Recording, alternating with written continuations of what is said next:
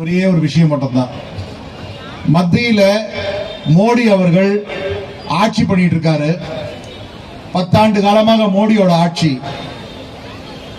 அடுத்த 5 ஆண்டு காலத்துக்காக அவர் பிரதமராக தேர்ந்தெடுக்கப்பட்ட உடனே அவர் போட்டிருக்கக்கூடிய முதல் முழு பட்ஜெட் இந்த 2025 பட்ஜெட் தாக்கல் செய்திருக்கார்.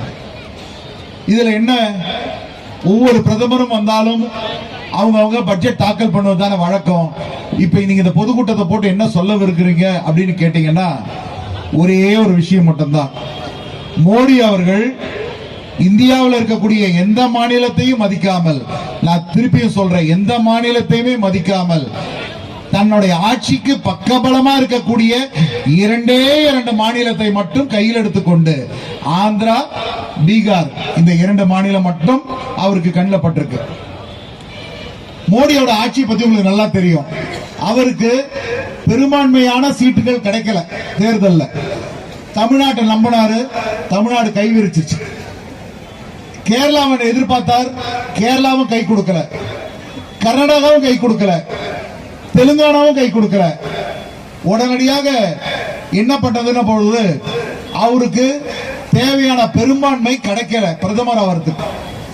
அப்ப என்ன பண்ணாருன்னா உடனடியாக வேற எந்தெந்த மாநிலத்தில எல்லாம் எனக்கு ஆதரவு கொடுப்பீங்கன்னு கூப்பிட்டு கேட்டாங்க. கேட்ட உடனே ஆந்திர முதலமைச்சராக இருக்கக்கூடிய திரு சந்திரபாபு நாயுடு அவர்களும், பீகார் முதலமைச்சர் நிதிஷ்குமார் அவர்களும், நாங்க 2 பேர் உங்களுக்கு ஆதரவு கொடுக்கிறோம், நீ மீண்டும் பிரதமர் ஆகலாம், ஆனா ஒரு கண்டிஷன் போடுறேன்னு சொன்னாங்க. என்ன கண்டிஷன் தெரியுமா? நாட்டில் இருக்கக்கூடிய மொத்த பணத்தையும் எங்க 2 மாநிலத்துக்கு, ஆந்திராவுக்கும் பீகாருக்கும் மட்டும் கொடுக்கணும், வேற எந்த மாநிலத்துக்கும் கொடுக்க கூடாதுன்னு கண்டிஷன் போட்டு ஆட்சிக்கு சப்போர்ட் பண்ணார். இப்படிதான் நிக்கிறார். உங்களுக்கு தெரியும், ஆஸ்பத்திரி எல்லாம் போனீங்கன்னா அங்க ஊனமுற்றவர்கள் இருப்பாங்க. அங்க பாத்தீங்கன்னா கால் வெளியில இருப்பாங்க, இல்ல கை வெளியில இருப்பாங்க. அப்படி பார்த்தாங்கன்னா 2 கட்டையை வச்சுக்கிட்டு நடப்பாங்க. ஊன்றுகோல்னு சொல்லுவாங்க, அதை வச்சு நடப்பாங்க. அந்த மாதிரி மோடி அவர்கள் இன்னைக்கு ஆந்திரால இருக்கக்கூடிய எம்பிகளையும் பீகார்ல இருக்கக்கூடிய எம்பிகளையும் நம்பி இன்னைக்கு ஆட்சியில் இருக்கார். இதுதான் இன்னைக்கு நாட்டோட நிலைமை. சரி, இதனால நமக்கு என்ன பிரச்சனை அப்படின்னு கேட்டீங்கன்னா இருக்கு. பிரச்சனை இல்லாம இருக்குமா? ஒரு உதாரணத்துக்கு நான் சொல்றேன். மோடி அவர்கள் எதிர்பார்த்தார், இந்த பாராளுமன்ற தேர்தலில் தமிழ்நாடு கண்டிப்பாக அவருக்கு சாதகமாக வந்துடும், கேரளா சாதகமாக வந்துடும், அத்தனை மாநிலங்களும் தென் மாநிலங்களும் அவருக்கு சாதகமாக வந்துடும் எதிர்பார்த்தார். மண்ணை கவிடுச்சு பாரதிய ஜனதா. உடனடியாக அந்த ஆந்திராவையும் பீகாரையும் நம்பி தேர்தல் ஓட் ஆஃப் கான்பிடன்ஸ் எடுத்து ஜெயிச்சுட்டு பிரதம மந்திரி ஆயிட்டார். சரி, பட்ஜெட் போட போறாங்க. பிரதம மந்திரி ஆன உடனே இடைக்கால பட்ஜெட் ஒரு போட்டாங்க. ஆட்சிக்கு வந்த உடனே அந்த பட்ஜெட்ல எவ்வளவு பணம் ஒதுக்குறாங்க தமிழ்நாட்டுக்குன்னு கேட்டா சைபர். ஒரே ஒரு ரூபாய் கூட ஒதுக்கல.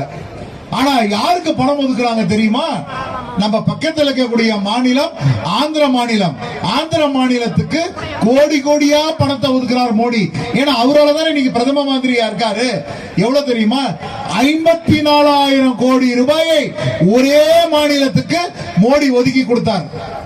நாங்க கேட்டோம், மோடி அவர்களே, ஐயா மோடி அவர்களே, பெரிய மனுஷனா இருக்கீங்களே, நீங்க பண்ற நியாயமா? உங்க பட்ஜெட் படிச்சீங்களே, அதுல தமிழ்நாடுன்னு எங்கேயாவது அடையாளத்துக்காவது சொன்னீங்களா? ஒவ்வொரு முறையும் பிரதம மந்திரி அவர்கள் பாராளுமன்றத்தில் பட்ஜெட்டை தாக்கல் செய்யும் பொழுது உடனடியாக திருக்குறள் எடுத்துக்குவார். திருக்குறள் சொல்லாம அவர் சொன்னதே கிடையாது 5 ஆண்டு காலமாக. ஆனா இந்த முறை தமிழ்நாடு அவர் பக்கமா இல்லைன்ன உடனே திருக்குறள் விட்டுட்டு நேரா என்ன பண்றார்? ஆந்திராவுக்கு பணத்தை ஒதுக்குறாரு. நாங்க கேட்டு பார்த்தோம், சத்தம் போட்டு பார்த்தோம், போராடி பார்த்தோம், எதுவுமே நடக்கல. ஒத்த பைசா நமக்கு பணம் ஒதுக்கல. அதோட விளைவுகள்